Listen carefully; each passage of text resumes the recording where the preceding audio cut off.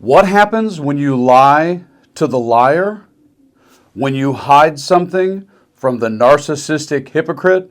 Well, in this breaking story, Donald Trump is about to play that out for you when it comes to the much maligned and deeply troubled Pete Hegseth for Secretary of Defense nominee.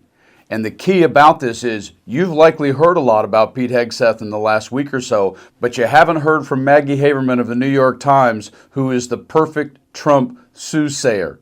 And in this breaking story, wait until you hear what Maggie knows that everybody else doesn't about how Donald Trump feels. Because once again, he is a narcissistic hypocrite. So while he demands loyalty, he sure as hell, as we know, does not give it. And if you haven't been clear on what just happened with one of the things in Pete's past about his divorce and his behavior towards women, take a listen to his mom and what happened on The View just yesterday. The battle over the next defense secretary is raging on as allegations of infidelity, abuse, alcoholism mount against the current nominee, Pete Hegseth.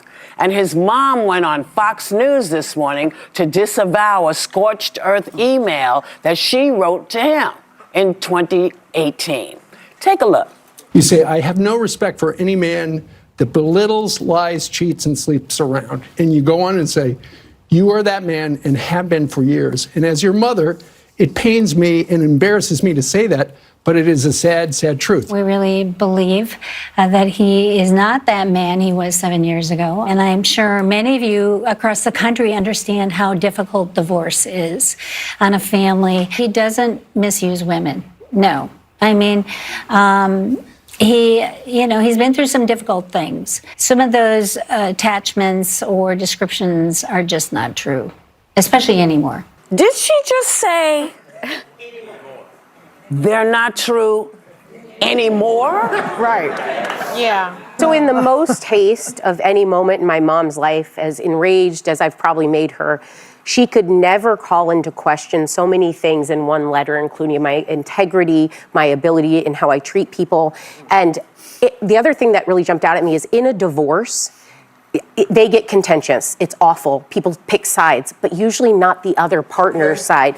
So the mother coming out during a divorce and defending so actually nobly in this letter her daughter-in-law who's going through a divorce, saying and the mother of the grandchildren. Yeah, the mother is saying, she does not deserve this. She's a good person. People show you who they are in their worst moments, not their best moments. He's shown people who he is. And so just like you might expect, when things get a little hot in the kitchen for tough guy Trump, he tends to bail. Here is the breaking story with truth teller of Trump, Maggie Haberman. What have you been hearing from people at Mar-a-Lago on what they're viewing on when it comes to Hegseth's likelihood to get confirmed at this moment? Trump has been complaining privately to people that he feels like Hegseth should have been more upfront with him, that he gave him opportunities, that I don't know whether that's true, but that's what Trump is saying. We also know, some of these things didn't come up in a vet that the Trump folks say that they did of Hegseth. Having Hegseth's mother speaking to Trump, clearly she was speaking to the audience of one. She began that interview directing her remarks to Trump, and so she knew what she was supposed to say. Will it be enough? I don't know. Most people around Trump are pretty skeptical, and once he starts talking about possible replacements, it's hard to see why senators who are already skeptical would be like, oh, okay, now I'm going to go along with this. Most people in Trump's orbit do not think that this is looking like a likely prospect that Pete Hegseth survives. Just because if you look at this litany of things that he is talking about, number one, these stories have been hanging out for a number of days. Yeah, there was another moment today that seemed like speaking to an audience of one. It was in Hegseth's interview where he was comparing what's happening right now to another brutal confirmation battle that Trump is very familiar with. Listen to what he told Megyn Kelly. Do you think you're being Kavanaugh'd right now?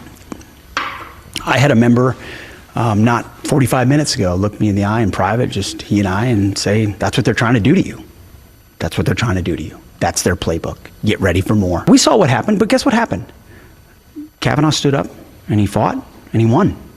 And hopefully Republicans have learned that lesson. And Trump stood by him. And Trump stood by him. Now, Hegseth says today that Trump told him, to keep fighting. But I guess my question was, how often have we heard that from someone before, right before they lose the support of Trump? We've heard it a lot, Caitlin, to your point. I would also just say these aren't the same circumstances. With Kavanaugh, the accusations were decades old. There was not a ton of real-time evidence. There was already a disposition among some senators to be against this. And Trump really put a lot of skin in the game on that one. That is a big difference here. Trump, as far as I know, is not making a ton of calls on Pete Hegseth's behalf. He's telling Pete Hegseth, go fight. And that's a little different than what we saw there. These allegations about Hegseth are much more recent, and they are much more detailed. And so, I think that Trump will say a lot of things, and some of them will be in conflict with one another. But at the end of the day, none of this is a great fact set for Hegseth. He could survive, but we'll see. And of course, as we all know, all those senators who stood by Hegseth for the last 2 weeks will jump ship faster than you can say the J in jump the second Donald moves away from Pete. This is going to be a roller coaster of a ride, folks. Stay frosty.